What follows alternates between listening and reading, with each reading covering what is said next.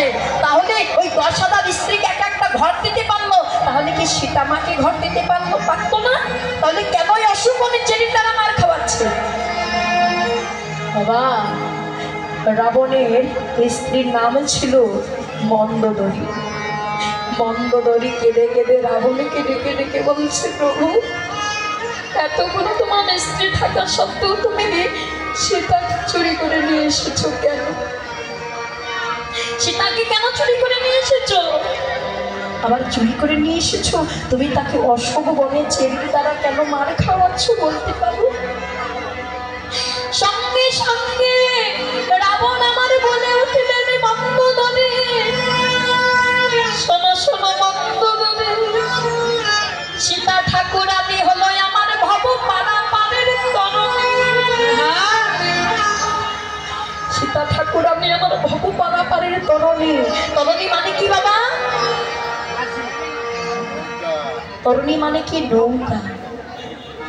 সীতা ঠাকুরানী হলো ভব পারাপারের তরণী। আমি সীতা মাকে কেন চুরি করে নিয়ে এসেছি বাবা? অনেক কেঁদে কেঁদে মন্দোদরীকে ডেকে বলছে, শোনো মন্দোদরী, সীতা ঠাকুরানী হলো আমার ভব পারাপারের তরণী। কান টানলে নাকি মাথা আছে। আমি তাই তো সীতা মাকে নিয়ে এসেছি আর ওই অশোক বনের চেরির দ্বারা মার খাওয়াচ্ছি। বাবা, সীতারূপী নৌকা। আর দেখুন বাবা, নৌকাতে যদি একটা পাথর দিয়ে কেউ যদি বাড়ি মারে, পাথর দিয়ে নৌকাতে কেউ যদি একটু আঘাত করে, দূর থেকে যদি ওই মাঝিটা যদি দেখতে পায় বাবা যে তার নৌকাতে কেউ আঘাত করছে, সেই মাঝি কি করবে? নৌকাটা বাঁচানোর জন্য ছুটে যাবে না? নৌকা রূপী মা সীতা ঠাকুরানী আরে চেরি রূপী পাথর দ্বারা আঘাত করেছে মা। আর ওই মাঝি হচ্ছে আমার প্রভু রাম। চেরির দ্বারা যতবার আঘাত করবে সীতা ঠাকুরানী মা ততই রাম রাম করে কাঁদবে। যতবার রাম রাম করে গঙ্গার জলে কাঁদবে, বিপরীত করে আমার প্রভু রাম ছুটে যাবে।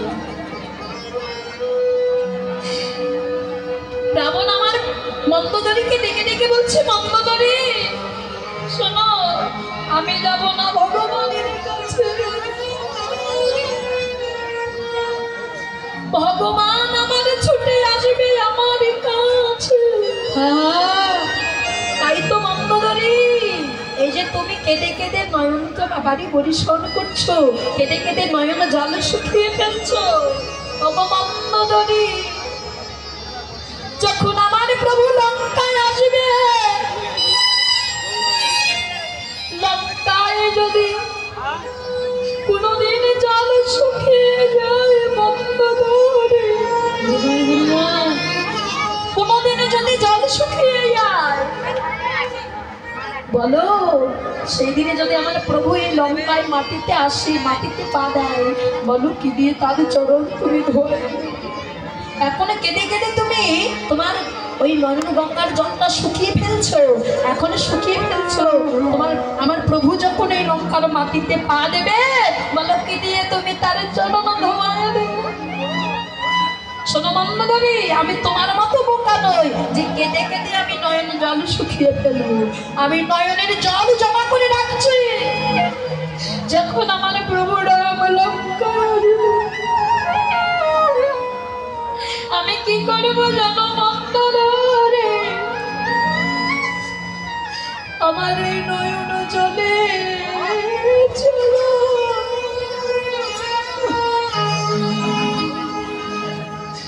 আমি চরণ ধোয়া